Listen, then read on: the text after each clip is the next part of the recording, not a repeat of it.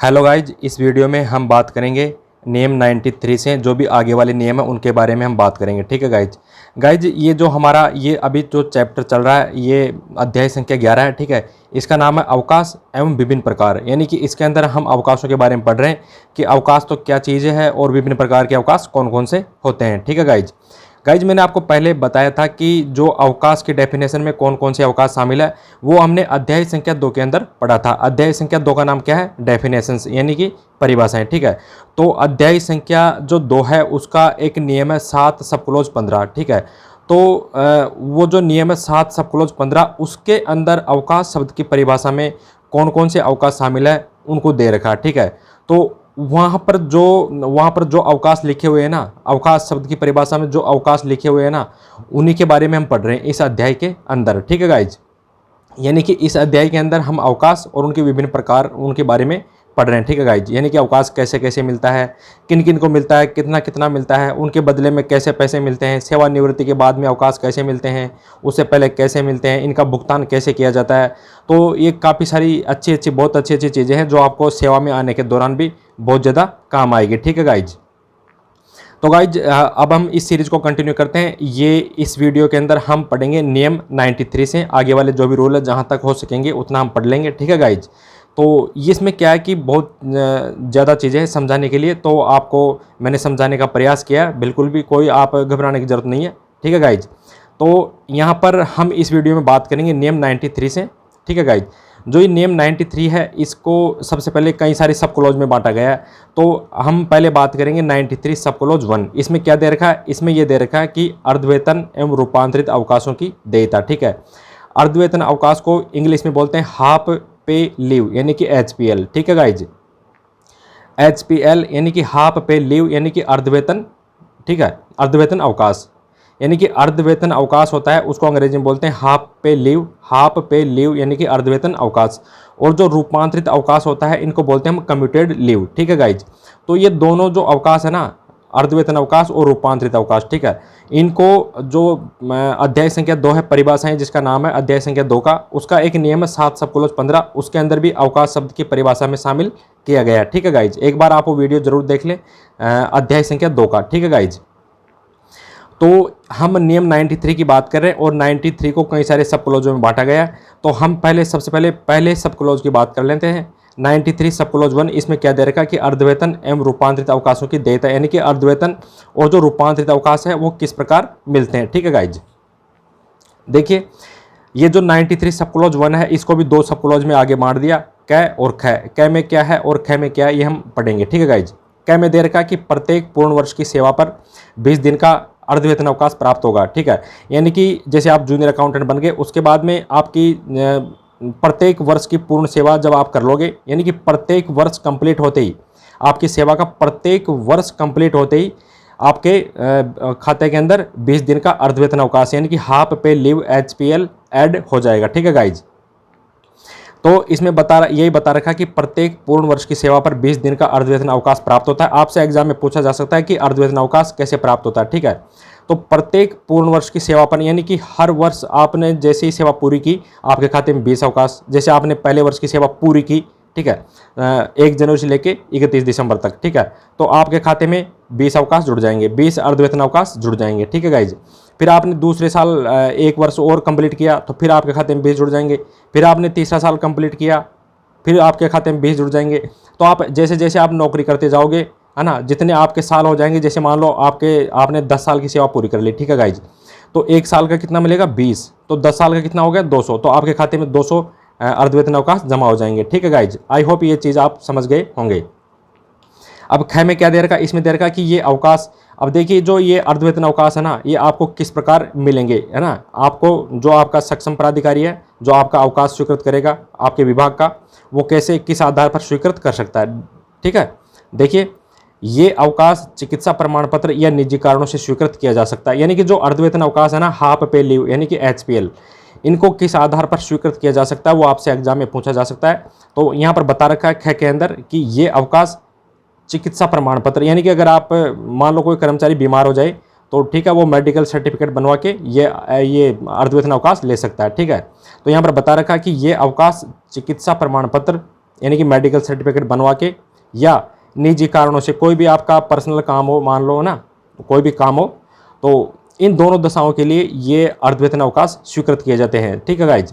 जैसे मान लो कोई कर्मचारी बीमार हो गया तो मेडिकल सर्टिफिकेट लेके जाएगा और जो अवकाश स्वीकृति प्राधिकारी उसको बोलेगा कि सर मैं बीमार हो गया था अभी पिछले 10 दिन तक, तो आप मुझे उन 10 दिनों को आप अर्धवेतन अवकाश, अर्धवेतन में ये जो अर्धवेतन अवकाश है ना उनमें आप कन्वर्ट कर दो। ठीक है।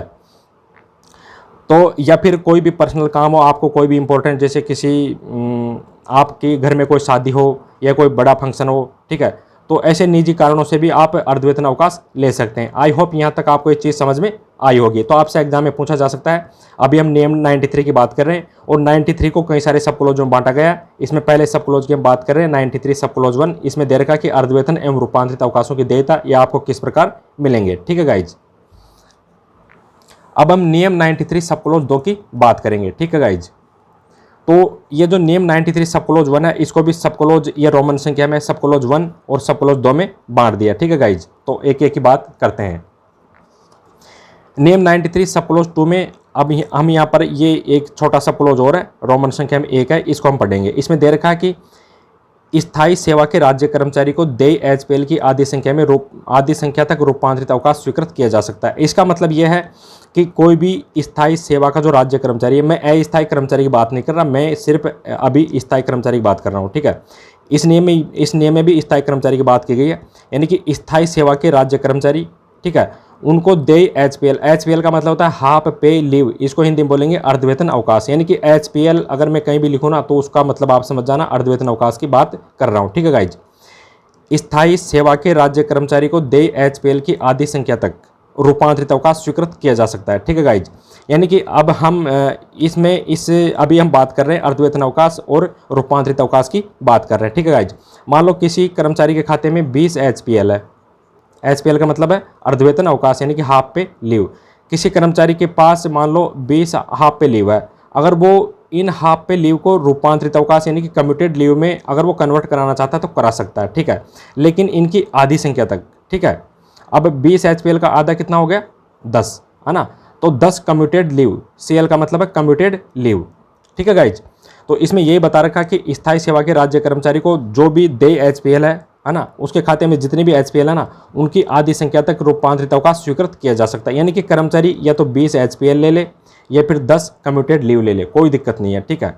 अगर वो कर्मचारी चाहता है कि सर मैं तो कम्यूटेड लीव ही लूँगा, आप मेरी 20 एचपीएल को कम्यूटेड लीव में कन्वर्ट कर दें, ठीक है, तो ये कन्वर्ट तो हो जाएगी लेकिन आधी हो पाएगी, यानी कि 20 का सिर्फ आधा ही होगा। इसको हम इक्वल भी मान सकते हैं, या तो 20 एचपीएल और 10 कम्यूटेड लीव बराबर, ये आप मान सकते हो। ठीक है गाइज। अगर यहाँ पर 40 एचपीएल होती तो 40 एचपीएल का आधा कितना हो गया? 20, यानी कि 20 कम्यूटेड लीव ले सकते हो इसके बदले में। ठीक है गाइज। तो ये आपको एक तरह से सुविधा दे रखी है कि आपके खाते में जो भी एचपीएल है ना, उनको आप कन्वर्ट करा सकते हो रूपांतरित अवकाश में, लेकिन वो सुविधा आपको आधी मिलेगी, मतलब आधी संख्या तक आपको कम्यूटेड लीव में एचपीएल को कन्वर्ट करा सकते हो। ठीक है गाइज। अब इसमें दे रखा कि स्वयं की बीमारी के आधार पर, यानी कि ये सा काम कब होगा? जब मान लो कर्मचारी अगर बीमार हो जाए स्वयं, यानी कि खुद का स्वास्थ्य अगर खराब हो जाए, ठीक है, और उसके पास कोई छुट्टियां ना हो, और तो वो एचपीएल को कम्यूटेड लीव में कन्वर्ट करा सकता है। ठीक है गाइज। इसके लिए कर्मचारी को रोग प्रमाण पत्र प्रस्तुत करना होगा। सीधी सी बात है भाई, वो रोग प्रमाण पत्र यानी कि सिकनेस सर्टिफिकेट ले जाके अपने अवकाश स्वीकृति प्राधिकारी को देगा, तभी ऐसा हो पाएगा। ठीक है। आई होप ये चीज़ आप समझ गए होंगे। अब इसमें दो चीज़ें और भी इम्पोर्टेंट है। इसके अंदर दो आप ये मान सकते हो, जैसे नियम 93 सब क्लोज 2 की बात कर रहे हैं। अब इसका भी सब क्लोज छोटे छोटे हैं, जैसे ये एक तो ये हो गया रोमन संख्या में सब क्लोज 1 और एक हो गया सब क्लोज 2। ठीक है। अब सब क्लोज ए को भी ए और बी में बांट दिया। अब इसमें क्या दे रखा है? इसमें दे रखा है कि रूपांतरित अवकाश स्वीकृत की शर्तें, यानी कि रूपांतरित अवकाश स्वीकृत करने की शर्तें क्या क्या है, आपको रूपांतरित अवकाश किस प्रकार दिया जाएगा। ठीक है। तो शर्तें दे रखी है रूपांतरित अवकाश की। इसमें बता रखा ए के अंदर कि रूपांतरित अवकाश यानी कि कम्यूटेड लीव, यानी कि रूपांतरित अवकाश को इंग्लिश में क्या बोलते हैं? Commuted leave. तो रूपांतरित अवकाश स्वीकृत करने पर दुगुनी संख्या में एचपीएल डेबिट किए जाएंगे। सीधी सी बात है, अगर आपको रूपांतरित अवकाश 10 रूपांतरित अवकाश अगर आपको स्वीकृत कर दिया, ठीक है, तो इसमें बता रखा कि दुगुनी संख्या में एचपीएल डेबिट की जाएगी। डेबिट का मतलब है कम करना या फिर काट देना, ठीक है। तो अगर आप जैसे आपने 10 कम्यूटेड लीव ले ली, ठीक है। कम्यूटेड लीव का मतलब होता है रूपांतरित अवकाश, ठीक है। अगर आपने 10 कम्यूटेड लीव ले ली तो आपके खाते से दुगनी, 10 का दुगना कितना हुआ 20, यानी कि आपके खाते से अब 20 हाफ पे लीव यानी कि अर्धवेतन अवकाश काटे जाएंगे। ये पहले में बता रखा है। रूपांतरित अवकाश यानी कम्यूटेड लीव स्वीकृत करने पर दुगनी संख्या में एचपीएल डेबिट किए जाएंगे, ठीक है। यानी कि आपके खाते से 20 एचपीएल काट ली जाएगी, यानी कि 20 अर्धवेतन अवकाश काट लिए जाएंगे, ठीक है गाइज। तो आप हमेशा ध्यान रखना, जितनी आपको कम्यूटेड लीव स्वीकृत की जाती है ना आपके विभाग के द्वारा, जैसे मान लो आपने अपने विभाग के जो भी अवकाश स्वीकृति प्राधिकारी है उनको बोला कि सर मुझे 10 कम्यूटेड लीव चाहिए। अब वो आपके विभाग अध्यक्ष बोलेंगे ठीक है साहब ले लो, लेकिन हम आपके खाते से 20 अर्धवेतन अवकाश काट लेंगे, बिल्कुल। तो ये इस नियम में यही दे रखा है, ठीक है गाइज। आई होप आप ये चीज़ समझ गए होंगे। अब इसमें बी पॉइंट और दे रखा है। इसमें क्या बता रखा है? इसमें बता रखा है कि अवकाश स्वीकृतकर्ता प्राधिकारी, ठीक है, जो अवकाश स्वीकृत करता है किसी विभाग का प्राधिकारी उसको हम बोलते हैं अवकाश स्वीकृतकर्ता प्राधिकारी। तो अवकाश स्वीकृतकर्ता प्राधिकारी को इस बात से संतुष्ट होना पड़ेगा कि कर्मचारी कम्यूटेड लीव समाप्ति पर पुनः सेवा में उपस्थित होगा। अगर अवकाश स्वीकृतकर्ता प्राधिकारी को ये लगे कि कर्मचारी कम्यूटेड लीव लेने के बाद में वापस सेवा में आने की उसकी पूरी संभावना है तो ही वो उसको कम्यूटेड लीव देगा, अन्यथा नहीं देगा, ठीक है गाइज। ये बी में बता रखा है। आई होप यहाँ तक आपको ये चीज़ समझ में आई होगी। अब हम बात करते हैं ये 93 सब क्लोज 2 का। ये सब क्लोज और है, रोमन संख्या में ये 2 है, ठीक है। तो इसकी हम बात कर लेते हैं। इसमें दे रखा है कि डे एचपीएल में से 180 एचपीएल को एक समय में कम्यूटेड लीव में स्वीकृत किया जा सकता है, ठीक है गाइज। मान लो किसी कर्मचारी के पास 180 एचपीएल है, ठीक है गाइज। उसके खाते में तो 200 एचपीएल है मान लो, ठीक है। तो उसको देय कितनी होगी, उसके खाते में कितनी होगी 200 एचपीएल है। मान लो उसके खाते में 200 एचपीएल पड़ी है और हमने जस्ट अभी पढ़ाया था कि प्रत्येक पूर्ण वर्ष की सेवा पर 20 अर्धवेतन अवकाश जमा होंगे, ठीक है। तो इसमें इस नियम में यही बता रखा है कि देय एचपीएल में से आपको देय कितनी है 200, ठीक है। आपके खाते में 200 एचपीएल पड़ी है, ठीक है। तो इसमें बता रखा है कि देय एचपीएल में से 180 एचपीएल को एक समय में कम्यूटेड लीव में स्वीकृत किया जा सकता है। अर्थात आपको इस नियम के द्वारा यह सुविधा दी गई है कि आप एक साथ एक बार में 180 एचपीएल को आप कम्यूटेड लीव में स्वीकृत किया जा सकता है। आपको ये सुविधा दे दी गई इस नियम के द्वारा। लेकिन ये स्वीकृत कब होगी, ऐसी सुविधा आपको कब मिलेगी? चिकित्सा प्रमाण पत्र के बिना आप ये सुविधा ले सकते हो। सार्वजनिक हित में अनुमोदित पाठ्यक्रम के लिए भी आपको ये सुविधा मिल जाएगी, ठीक है गाइज। जैसे मान लो आप जूनियर अकाउंटेंट बन गए, ठीक है, तो आप बिना चिकित्सा प्रमाण पत्र के भी आप एक साथ 180 एचपीएल को कम्यूटेड लीव में स्वीकृत करा सकते हो। इस नियम के द्वारा आपको ये सुविधा दी जाएगी, ठीक है गाइज, है ना। तो इसमें आपको ये सुविधा कब मिलेगी? चिकित्सा प्रमाण पत्र के बिना ये सुविधा मिल जाएगी। सार्वजनिक हित में अनुमोदित पाठ्यक्रम के लिए, जैसे मान लो आप जूनियर अकाउंटेंट बन गए, उसके बाद में आपको सरकार ने किसी पाठ्यक्रम के लिए मान लो कहीं भेज दिया, ठीक है, और वो सार्वजनिक हित के लिए वो पाठ्यक्रम जरूरी है, ठीक है गाइज। तो इस दशा में आपको एक साथ 180 एचपीएल को आप कम्यूटेड लीव में कन्वर्ट करा सकते हो, ठीक है गाइज। आई होप यहाँ तक आपको ये चीज़ समझ में आई होगी। तो गाइज हमने नियम 93 सब क्लोज 1 और सब क्लोज 2 पूरा पढ़ लिया। अब हम पढ़ेंगे नियम 93 सब क्लोज 3। इसमें क्या दे रखा है? इसमें बता रखा है कि स्थायी कर्मचारी को अदेय अवकाश स्वीकृत करने की शर्तें, यानी कि जो स्थायी कर्मचारी होते हैं ना उनको अदेय अवकाश को इंग्लिश में बोलते हैं लीव नॉट ड्यू। ये भी अवकाश का एक प्रकार है। गाइज मैं आपको बार बार बता रहा हूँ कि अवकाश शब्द में कौन कौन से अवकाश शामिल है। वो अध्याय संख्या 2 है, उसका एक नियम है 7 सब क्लोज 15, उसके अंदर दे रखा है कि अवकाश शब्द में कौन कौन से अवकाश शामिल है। तो वहाँ पर अदेय अवकाश, इसको इंग्लिश में बोलते हैं लीव नॉट ड्यू, ये भी उस परिभाषा में दे रखा है, ठीक है गाइज। तो नियम 93 सब क्लोज 3 में बता रखा कि स्थायी कर्मचारी को अदेय अवकाश स्वीकृत करने की क्या क्या शर्तें हैं, ठीक है गाइज। तो 93 सब क्लोज जो 3 है ना, इसको भी कई सारे और सब क्लोज में बांट दिया, जैसे क, ख, ग और घ, 4 सब क्लोज में और बांट दिया। तो हम एक एक की बात करते हैं, ठीक है गाइज। नियम 93 सब क्लोज 3 सब क्लोज क में क्या बता रखा है? इसमें बता रखा कि अवकाश स्वीकृतकर्ता प्राधिकारी इस बात से संतुष्ट हो कि यह कर्मचारी अदेय अवकाशों की समाप्ति के बाद सेवा पर पुनः उपस्थित हो जाएगा, तभी आपको अदेय अवकाश मिलेगा।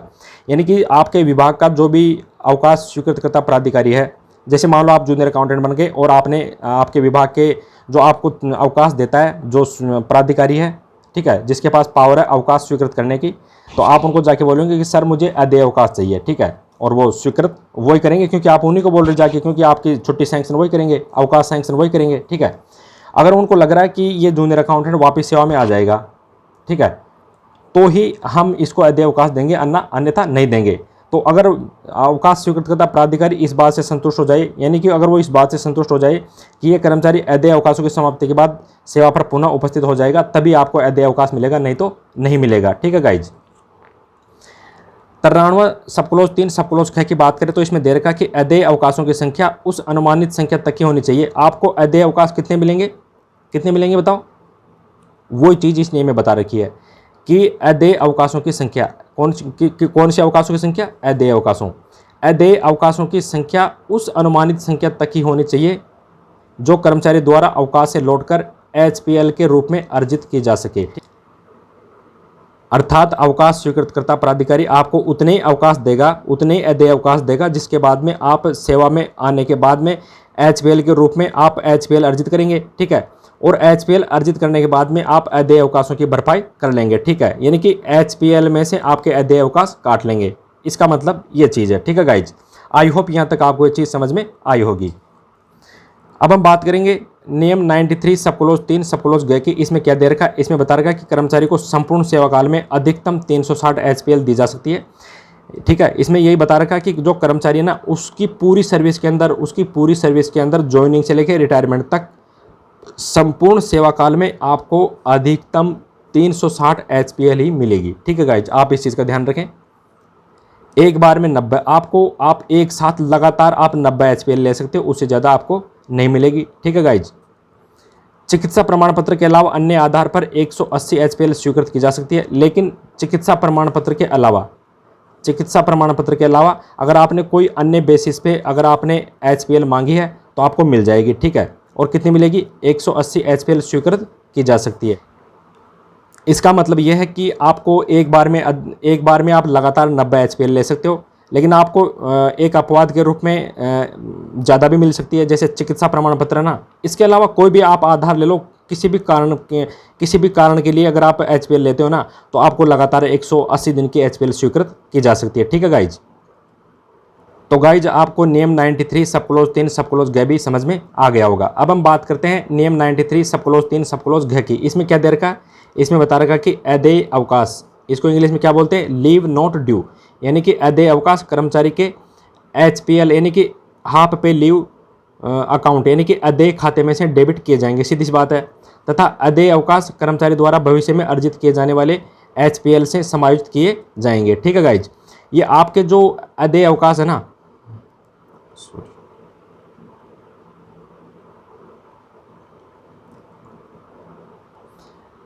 गाइज अब हम बात करेंगे नियम 93 सब क्लोज 3 सब क्लोज घ की। इसमें बता रखा कि अदेय अवकाश कर्मचारी के हाफ पे लीव अकाउंट में से डेबिट किए जाएंगे। सबसे पहले आपको ये चीज़ ध्यान रखनी पड़ेगी, अगर आपने अदेय अवकाश ले लिया तो आपके खाते से हाफ पे लीव यानी कि अर्धवेतन अवकाश काटा जाएगा, ठीक है। यानी कि आपके जो अर्धवेतन अवकाश जो अकाउंट है ना, उसके अंदर आपके कितनी छुट्टियाँ पड़ी है उसमें से आपको अदेय अवकाश काट लिया जाएगा, ठीक है गाइज। तो अदेय अवकाश को इंग्लिश में बोलते हैं लीव नॉट ड्यू, और HPL का मतलब होता है अर्धवेतन अवकाश यानी कि हाफ पे लीव। तो आपके हाफ पे लीव यानी कि अर्धवेतन अवकाश खाते में जितनी भी छुट्टियां पड़ी है ना, उनमें से डेबिट किए जाएंगे, उनमें से कम किए जाएंगे आपके अदेय अवकाश, ठीक है गाइज। तथा अदेय अवकाश कर्मचारी द्वारा भविष्य में अर्जित किए जाने वाले HPL से समायोजित किए जाएंगे, ठीक है गाइज। इनका एडजस्टमेंट समायोजन कैसे किया जाएगा? कर्मचारी अगर भविष्य में हाफ पे लीव यानी कि HPL अर्जित कर लेता है तो उनमें से अदेय अवकाश डेबिट किए जाएंगे यानी कि काट लिए जाएंगे, ठीक है गाइज। आई होप यहाँ तक आपको ये वीडियो समझ में आया होगा। गाइज अब हम बात करेंगे नियम 93 सब क्लोज 4 की। इसमें बता रखा कि एक अस्थायी कर्मचारी जिसने अपने पद की शैक्षणिक योग्यता एवं अनुभव की पात्रता पूर्ण कर ली है, ठीक है, तो उसे 3 वर्ष की सेवा पूर्ण करने के पश्चात रूपांतरित अवकाश तथा अर्धवेतन अवकाश स्वीकृत किया जा सकता है। तो आपको ये चीज़ हमेशा ध्यान रखनी पड़ेगी, आपको एग्जाम में पूछा जा सकता है कि कौन से नियम में ये बता रखा कि अस्थायी कर्मचारी 3 वर्ष की सेवा पूर्ण करने के पास रूपांतरित अवकाश तथा अर्धवेतन अवकाश उसको स्वीकृत किए जा सकते हैं। ठीक है गाइज, तो ये नियम 93 सब क्लॉज 4 में बता रखा है कि अस्थायी कर्मचारी को रूपांतरित अवकाश और हाफ पे लीव का मतलब होता है अर्धवेतन अवकाश, यानी कि रूपांतरित अवकाश और अर्धवेतन अवकाश की सुविधा कैसे मिलेगी। ठीक है, यानी कि अगर कर्मचारी अपने पद की शैक्षणिक योग्यता एवं अनुभव की पात्रता पूर्ण कर लेता है तो उसे 3 वर्ष की सेवा पूर्ण करने के बाद ये सुविधा दे दी जाएगी, यानी कि वो भी अब रूपांतरित अवकाश और अर्धवेतन अवकाश ले सकता है। ठीक है गाइज, नियम 93 सब क्लॉज 5 की बात करें तो इसमें यह बता रखा है कि यदि किसी कर्मचारी को कम्यूटेड लीव और हाफ पे लीव यानी कि रूपांतरित अवकाश और अर्धवेतन अवकाश स्वीकृत किया गया हो। ठीक है, नियम 93 सब क्लॉज 5 में यह बता रखा है कि यदि किसी कर्मचारी को कम्यूटेड लीव यानी कि रूपांतरित अवकाश, HPL यानी कि हाफ पे लीव यानी कि अर्धवेतन अवकाश, कुल मिला के रूपांतरित अवकाश और अर्धवेतन अवकाश स्वीकृत किया गया हो और सेवा के दौरान यानी कि किसी कर्मचारी को रूपांतरित अवकाश और अर्धवेतन अवकाश स्वीकृत कर दिया। ठीक है, और सेवा के दौरान यानी कि नौकरी करते करते सर्विस के दौरान किसी कर्मचारी की मृत्यु हो जाए। ठीक है, या फिर RCS यानी कि राजस्थान सिविल सर्विसेज पेंशन नियम 1996 के नियम 35 के अंतर्गत असमर्थता के आधार पर सेवानिवृत्त किया जाए। ठीक है, तो अवकाश वेतन की वसूली नहीं की जाएगी। ठीक है गाइज, इसका मतलब यह है कि यदि किसी कर्मचारी को कम्यूटेड लीव और हाफ पे लीव अगर स्वीकृत कर दी जाए, ठीक है, तो उसके जो अवकाश वेतन होता है ना उसकी वसूली कब की जाएगी और कब नहीं की जाएगी। तो ये 2 शर्तें हैं। तो पहली शर्त में तो वसूली नहीं की जाएगी, क्यों भाई, क्योंकि यार कर्मचारी की सेवा के दौरान मृत्यु हो गई। ठीक है, और राजस्थान सिविल सर्विसेज पेंशन नियम 1996 के नियम 35 के अंतर्गत असमर्थता के आधार कर्मचारी असमर्थ हो गया, मानसिक रूप से बीमार हो गया या मान लो ज़्यादा ही शारीरिक रूप से बीमार हो गया। ठीक है, तो इस आधार पर उसको सेवानिवृत्त यानी कि सेवा से उसको रिटायरमेंट कर दिया। ठीक है, तो अवकाश वेतन की इन अवकाश यानी कम्यूटेड लीव और जो HPL है ना, इनके जो अवकाश वेतन बनता है ना उसकी वसूली नहीं की जाएगी इस दशा के अंदर। ठीक है, तो इसमें 2 केस है, कर्मचारी की मृत्यु पर और राजस्थान सिविल सर्विसेज पेंशन नियम 1996 का एक नियम है 35, इसके अंतर्गत असमर्थता के आधार पर अगर कर्मचारी को सेवानिवृत्त कर दिया गया तो अवकाश का वेतन, कौन से अवकाश का वेतन, कम्यूटेड लीव और हाफ पे लीव। ठीक है गाइज, तो इनके अवकाश का वेतन, इन दोनों अवकाशों का वेतन है ना उसकी वसूली नहीं की जाएगी। ठीक है गाइज, दूसरी चीज़ है अन्य मामले। इनके अलावा जो अन्य मामले है ना, जैसे त्यागपत्र हो गया, कर्मचारी ने अपनी मर्जी से स्वैच्छिक सेवानिवृत्ति ले ली, सेवा से उसको निष्कासित कर दिया गया, इन मामलों में अवकाश वेतन की वसूली की जाएगी। ठीक है गाइज, आई होप यहाँ तक आपको ये चीज़ समझ में आई होगी। गाइज, अब हम बात करेंगे नियम 93 कै की। ठीक है, नियम 93 कै सब क्लॉज 1। ठीक है, नियम 93 कै में सब क्लॉज में बांट दिया। 93 कै सब क्लॉज 1, इसमें क्या दे रखा है, इसमें दे रखा है कि क्षय रोग यानी कि TB ट्यूबरकुलोसिस, ठीक है, यानी कि क्षय रोग से पीड़ित पुलिस अधीनस्थ सेवा के कर्मचारी को संपूर्ण सेवा काल में 6 माह की अवधि तक का विशेष चिकित्सा अवकाश निम्न शर्तों द्वारा देय होगा। यानी कि 93 कै सब क्लॉज 1 में यह बता रखा है कि पुलिस अधीनस्थ सेवा के जो भी कर्मचारी है ना, उनको संपूर्ण सेवा काल में विशेष चिकित्सा अवकाश कितने माह का मिलेगा, 6 माह का। ठीक है, लेकिन ये 6 माह का अवकाश है ना, किन शर्तों पर उसको मिलेगा उसके बारे में हम पढ़ेंगे। ठीक है गाइज, तो ये जो नियम है 93 कै सब क्लॉज 1, इसको भी 3 सब क्लॉज और है उनमें बांट दिया, जैसे sub clause 1, sub clause 2, sub clause 3। ठीक है गाइज, तो एक एक ही हम बात करेंगे। राजस्थान सर्विस रूल RSR का जो रूल है 91 और 93, इसके अंतर्गत देय तथा बकाया सभी अवकाशों का पूर्णतः उपयोग किया जा चुका हो तो ही विशेष चिकित्सा अवकाश पुलिस अधीनस्थ सेवा के कर्मचारियों को मिलेगा। ठीक है गाइज, यानी कि जो पुलिस अधीनस्थ सेवा के जो कर्मचारी है ना, उनके खाते के अंदर कोई भी अवकाश उनके खाते के अंदर बकाया नहीं है, यानी कि उनके पास कोई भी अवकाश नहीं है और उनके मान लो क्षय रोग से पीड़ित हो गए, TB हो गई बेचारे, ठीक है, वो बीमार चल रहे हैं और उनके खाते में अवकाश नहीं है। नियम 91 और 93 के द्वारा जो उनको अवकाश मिलता है ना, आप एक बार पढ़ना 91 और 93 में कौन कौन से अवकाश हैं। अगर वो अवकाश इसके खाते में नहीं है, बिल्कुल भी 0 अवकाश है, ठीक है, तो उसको अवकाश तो मिलेगा नहीं फिर वैसे तो, ठीक है, और नौकरी भी नहीं कर पाएगा क्योंकि उसकी TB हो गई।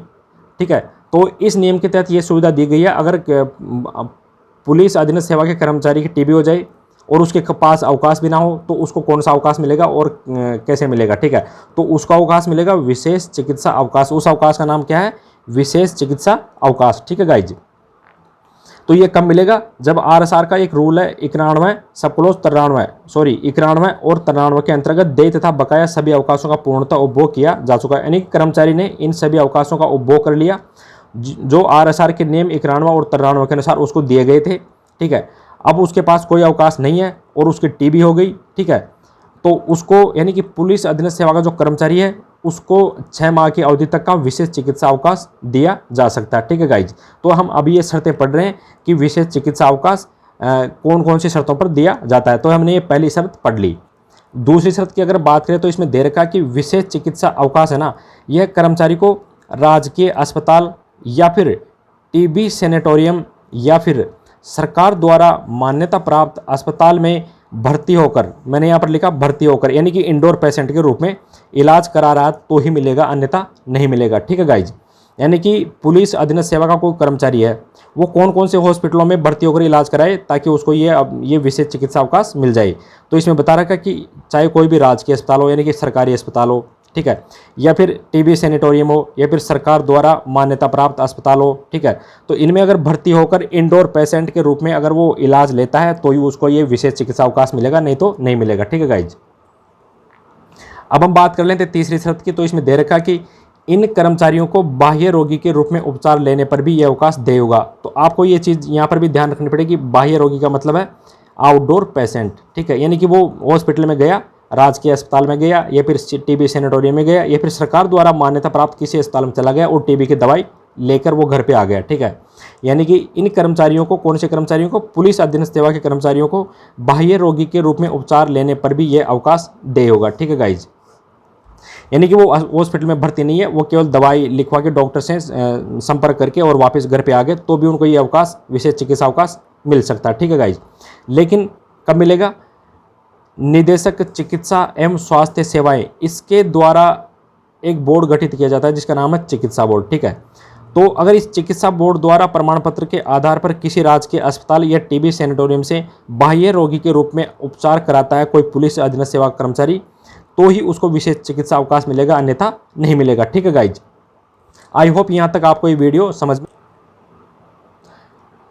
गाइज, अब हम बात करेंगे नियम 93 कै सब क्लोज 2 की। ठीक है, इसमें बता रखा कि नियम 91 व 93 के अंतर्गत देय और बकाया अवकाशों के पूर्ण उपभोग करने के बाद किसी भी प्रकार के अवकाश के साथ या उसकी निरंतरता में विशेष चिकित्सा अवकाश स्वीकृत किया जा सकता है। ठीक है गाइज, मान लो जो पुलिस अधीनस्थ सेवा का जो कर्मचारी है ना, उसको जो नियम 91 और 93 के अनुसार जो अवकाश दिए गए थे वो उसके खाते में नहीं है, यानी कि उन्होंने उसका पूरा उपयोग कर लिया। ठीक है, ठीक है, तो इसके बाद क्या होगा कि वो किसी भी प्रकार के अवकाश के साथ या उसकी निरंतरता में विशेष चिकित्सा अवकाश ले सकता है। यानी कि 91 और 93 जो ये नियम है इनके द्वारा जो कर्मचारी को जो अवकाश दिए गए ना उनका तो उन्होंने कर लिया उपभोग। अब इसके अलावा जो अवकाश उसके पास बचे हैं ना, इन दोनों के अलावा जो अवकाश बचे हैं ना उनके साथ विशेष चिकित्सा अवकाश ले सकता है, कोई दिक्कत नहीं है, यानी कि उसकी निरंतरता में ले सकता है। ठीक है गाइज, कोई दिक्कत नहीं है।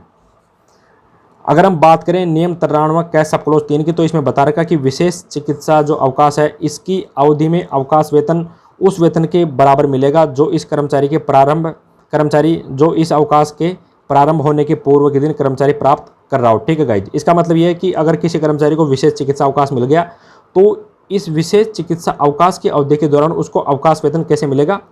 तो इसमें बता रखा है कि अवकाश के प्रारंभ होने के पूर्व के दिन कर्मचारी जो अवकाश प्राप्त कर रहा है वही अवकाश इस अवधि में, विशेष चिकित्सा अवकाश की अवधि में मिलेगा। ठीक है गाइज, आई होप यहाँ तक आपको ये वीडियो समझ में आया होगा।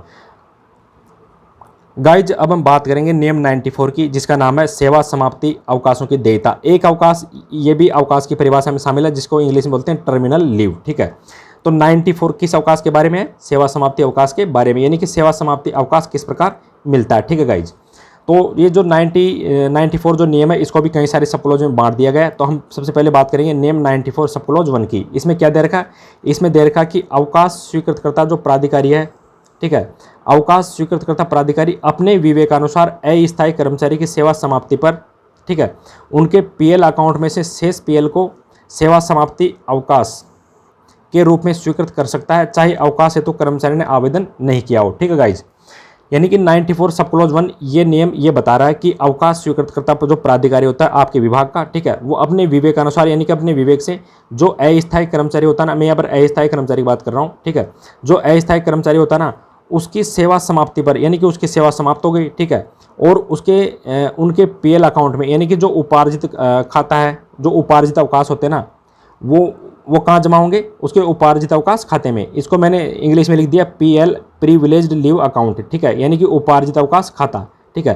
तो उपार्जित अवकाश खाते में जो उसके उपार्जित अवकाश पड़े हैं ना, ठीक है, तो उनको सेवा समाप्ति अवकाशों में बदल सकता है, ठीक है। कब बदलेगा? सेवा समाप्ति अवकाशों में बदल सकता है, ठीक है गाइज।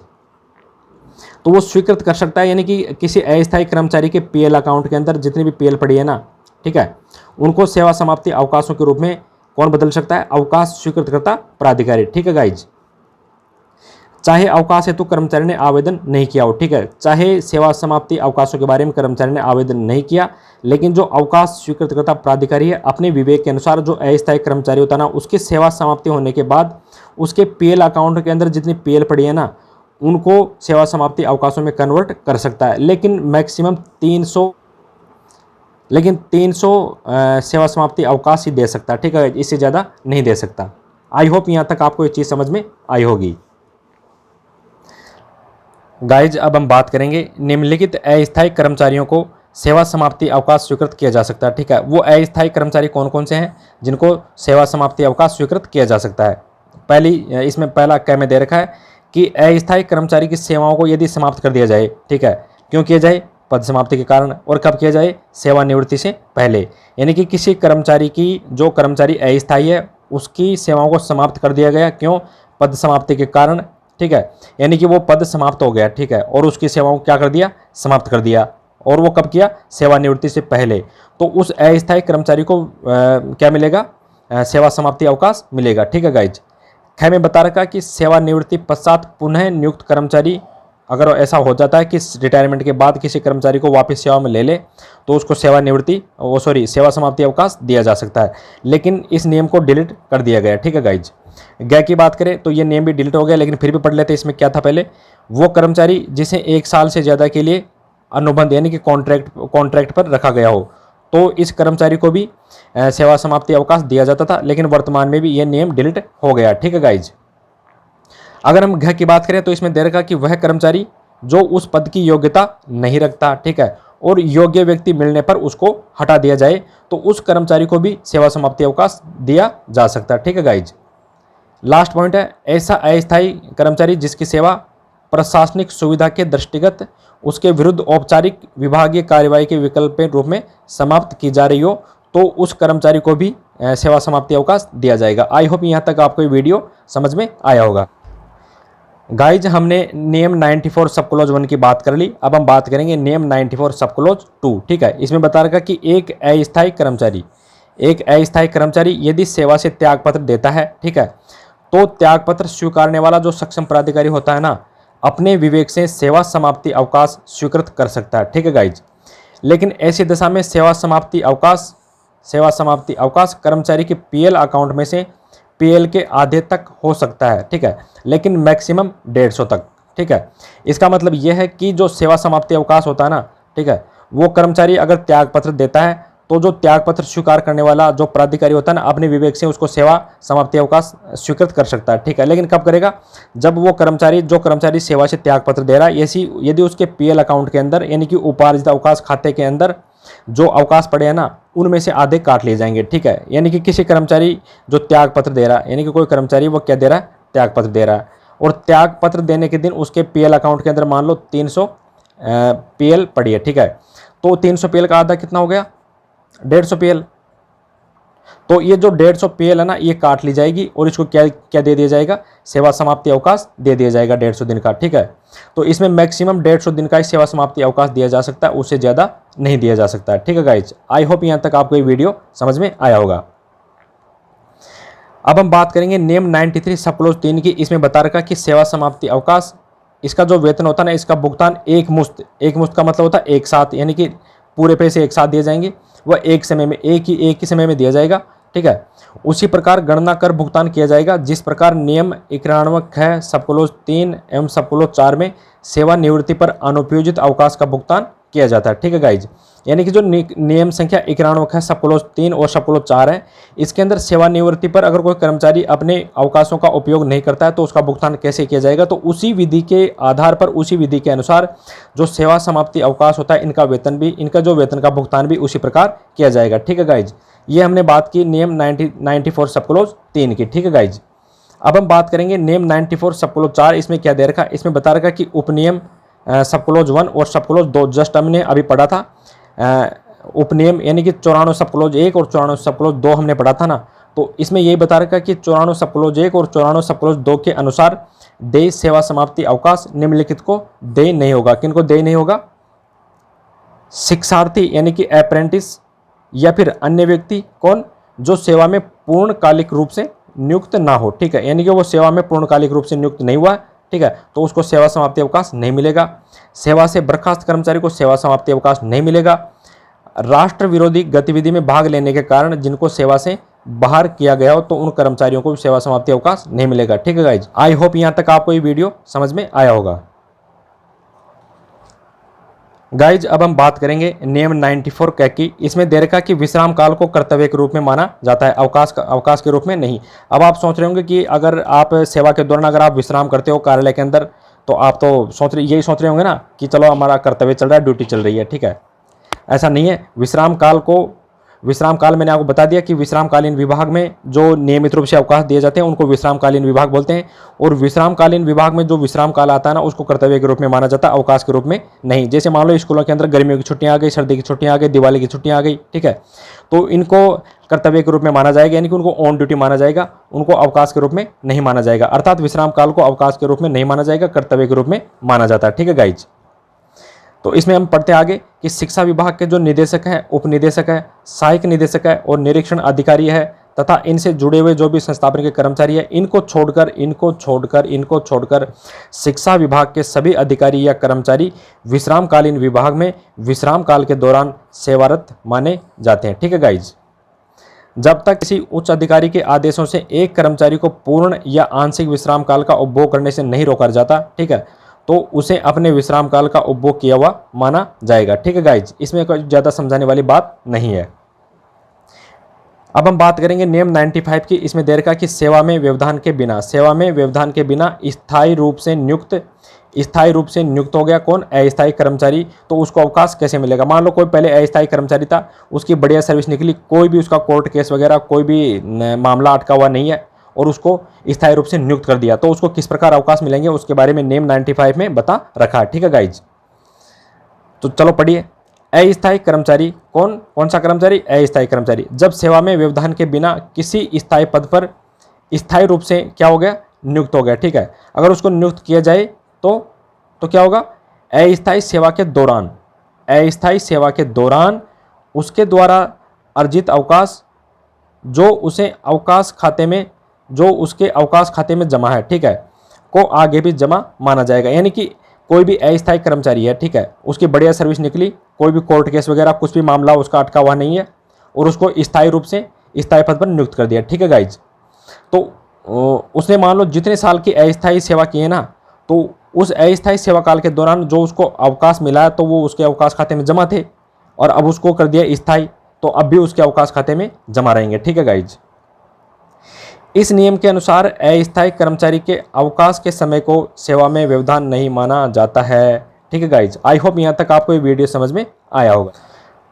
तो गाइज, हमने 95 तक बात कर ली। अब आगे के जो नियम बचे हैं हम उनको कवर करेंगे अगले वीडियो में। आपको वीडियो कैसा लगा कमेंट बॉक्स में जरूर डालें, और भी कोई सुझाव देना चाहते हैं तो कमेंट बॉक्स में कमेंट जरूर करें। वीडियो अच्छा लगा तो वीडियो को लाइक करें, चैनल पे नए हैं तो चैनल को सब्सक्राइब करें और बेल आइकन का बटन जरूर दबाएं, ताकि जो भी मैं वीडियो इस चैनल पर अपलोड करूँ उसका नोटिफिकेशन आप तक आए और आप उसका फ़ायदा उठा सकें। ठीक है guys, thank you for watching this video. जय हिंद, जय भारत।